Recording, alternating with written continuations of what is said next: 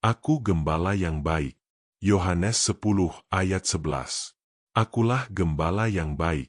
Gembala yang baik memberikan nyawanya bagi domba-dombanya. Saudara-saudari yang dikasihi Tuhan, di dunia ini banyak orang ingin menjadi pemimpin, tetapi tidak semua mau berkorban. Banyak yang ingin dihormati, tetapi sedikit yang rela memberikan diri. Namun Yesus menyatakan sesuatu yang berbeda. Ia adalah gembala yang baik, dan ia memberikan nyawanya bagi domba-dombanya. Seorang gembala pada zaman itu bukan sekadar penjaga hewan. Ia berjalan bersama kawanan, mengenal setiap domba, melindungi mereka dari serigala, mencari yang tersesat, bahkan mempertaruhkan nyawanya demi keselamatan mereka.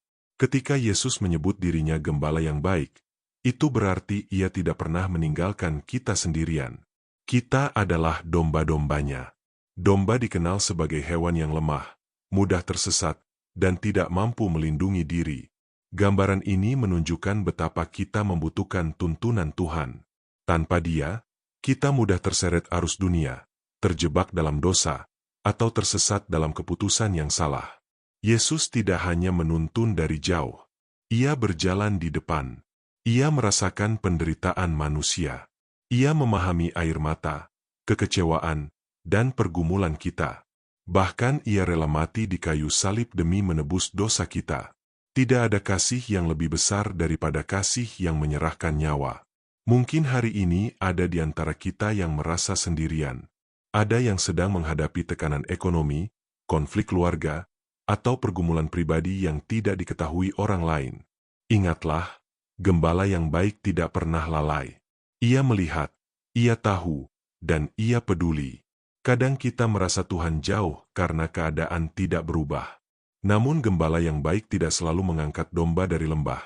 Terkadang ia justru menuntun melewati lembah itu menuju padang rumput yang lebih baik. Proses itu mungkin tidak nyaman, tetapi di tangan gembala yang baik, tidak ada langkah yang sia-sia. Yesus juga membedakan dirinya dari upahan. Upahan bekerja demi upah. Ketika bahaya datang, ia lari. Tetapi gembala yang baik tetap tinggal. Dunia mungkin meninggalkan kita ketika kita gagal. Orang lain mungkin menjauh ketika kita jatuh. Namun Yesus tetap setia. Pertanyaannya sekarang, apakah kita mau mengikuti tuntunannya? Domba yang baik bukan hanya menikmati perlindungan gembala, tetapi juga mendengar dan mengikuti arahannya. Mengikut Yesus berarti percaya ketika kita tidak mengerti. Taat ketika jalan terasa sempit.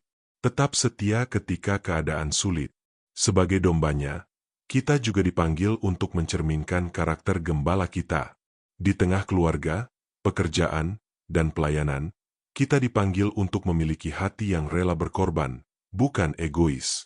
Mengasihi, bukan menyakiti. Menuntun, bukan menyesatkan. Saudara-saudari, kasih gembala yang baik bukan teori. Itu nyata. Ia telah membuktikannya di kayu salib. Ia terus membuktikannya melalui penyertaan setiap hari. Bahkan ketika kita jatuh, ia mencari dan mengangkat kembali. Hari ini, jika hatimu gelisah, datanglah kepada gembala yang baik. Jika langkahmu mulai menyimpang, kembalilah kepadanya. Jika engkau merasa tidak berharga, ingatlah bahwa ia telah menyerahkan nyawanya untukmu. Tidak ada domba yang terlalu jauh untuk dicari. Tidak ada luka yang terlalu dalam untuk disembuhkan. Tidak ada dosa yang terlalu besar untuk diampuni ketika kita datang dengan pertobatan. Mari kita percaya penuh kepada tuntunannya. Serahkan masa depan, keluarga, pekerjaan, dan seluruh hidup kepada gembala yang baik. Di tangannya ada keamanan, pengharapan, dan hidup yang sejati. Kiranya kita tetap dekat dengan suaranya, berjalan dalam tuntunannya, dan hidup dalam kasih-Nya setiap hari. Amin.